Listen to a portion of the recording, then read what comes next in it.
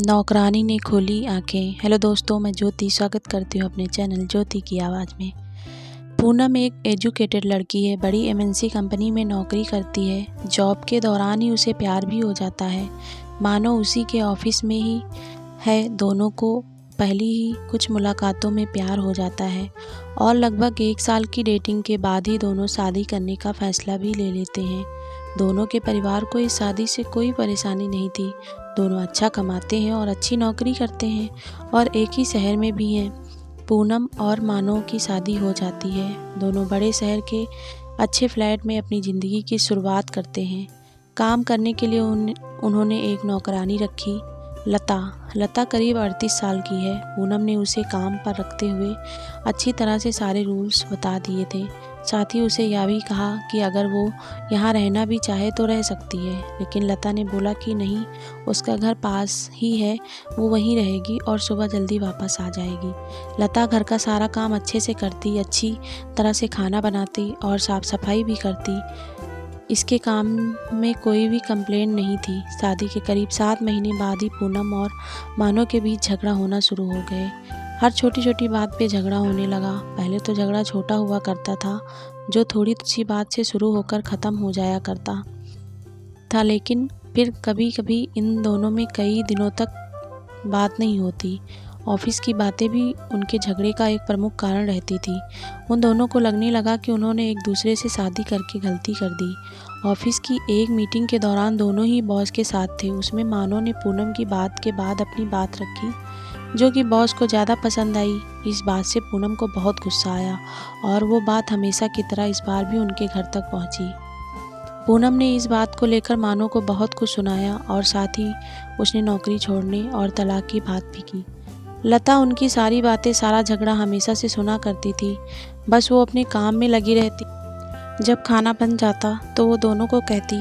ज़्यादातर वो लोग अलग अलग बैठकर ही खाते थे। पूनम अगले दिन ऑफिस नहीं गई, दोपहर तक अपने कमरे में बंद रही। लता ने मैडम को दरवाज़ा भी नहीं खटखटाया। उसे अच्छी तरह पता था कि अभी वो कुछ भी नहीं चाहती। दोपहर के बाद पूनम अपने कमरे का दरवाज़ा खोलकर बाहर आई। लता किचन साफ करके अपने घर जा रही थी। उसके हाथ में एक छोटा सा झोला था। पूनम बाहर आते ही लता को चाय के लिए कहती है। लता चाय बनाने लग जाती है। पूनम का मूड ठीक नहीं है। पूनम किचन में लता के पास जाती है। लता उनसे खाने के लिए पूछती है। पूनम बोलती है, नहीं, अभी नहीं, सिर्फ चाय दो।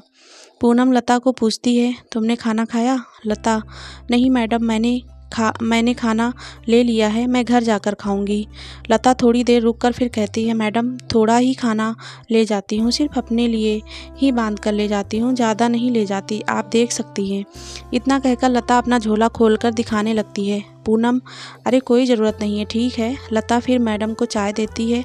लता को थोड़ा सा डरा हुआ और झिझक का हुआ देखकर पूनम उससे और बात करती है। पूनम, अच्छा लता, तुम कहाँ रहती हो? मैडम, यहीं थोड़ी दूर पर ही मेरा घर है। पूनम, तुम्हारा पति क्या करते हैं? लता, वो कुछ नहीं करते मैडम, वो अभी कुछ कर नहीं सकते। लता थोड़ा रुकती है और पलक झपकाकर कहती है, उनको लकवा आया है, उनका बायां शरीर काम नहीं करता, ठीक से बोल भी नहीं पाते।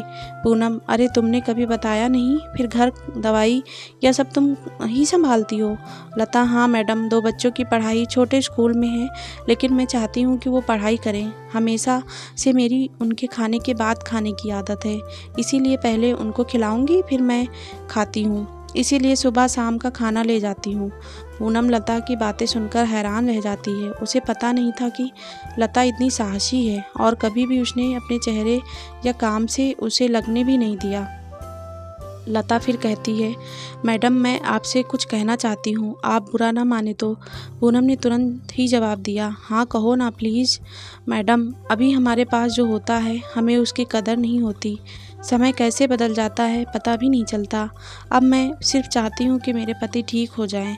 अभी मेहनत से मुझे कुछ परेशानी नहीं है, लेकिन अभी मेरी सिर्फ एक ही इच्छा है कि बस वो ठीक हो जाएं, मुझसे फिर वैसे ही बात करें, वैसे ही अपने पैरों पर ठीक से चल सकें, बच्चों को गले लगा सकें, बाकी कुछ भी नहीं चाहिए। लता अपनी बात ठीक से समझा नहीं पा रही थी, लेकिन पूनम समझ रही थी कि वो क्या कहना चाहती है। उसकी बातों को सुनकर पूनम को रोना आ गया। उसने लता का हाथ पकड़ा और कहा कि कभी भी तुम्हें लगे कि कुछ ज़रूरत है तो बेझिझक मुझसे बोलना। लता ने हाँ में सर हिलाया। कभी कभी जो बड़े बड़े लोग हमें नहीं सिखा सकते वो ज़िंदगी सिखा देती है। पूनम की आंखों पर पर्दा जैसे हट गया। उसे समझ आया कि उसके पास भगवान का दिया बहुत कुछ है। पल भर में ही जैसे उसकी सारी नाराज़गी, गुस्सा न जाने कहाँ चला गया। जिस पति का वो मुंह भी नहीं देखना चाहती थी, अब उसके आने का इंतज़ार करने लगी। शाम जैसे तैसे आई। दरवाजे पर जैसे ही बेल बजी, वो दौड़ कर गई और दरवाज़ा खोला। सामने मानो को देखकर रोते हुए उसके गले लग गई और सॉरी बोला। मानो को कुछ समझ नहीं आया, लेकिन उसने भी पूनम को सॉरी बोला। तो दोस्तों, जो हमारे साथ है, जो हमारे पास है, उसकी कदर करना सीखो। दोस्तों, कैसी लगी आप सभी को कहानी कमेंट करके ज़रूर बताना, और इसी तरह के कहानियों के लिए हमारे चैनल को सब्सक्राइब करना दोस्तों।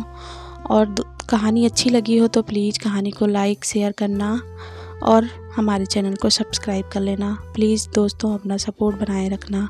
आप सभी का बहुत बहुत धन्यवाद दोस्तों।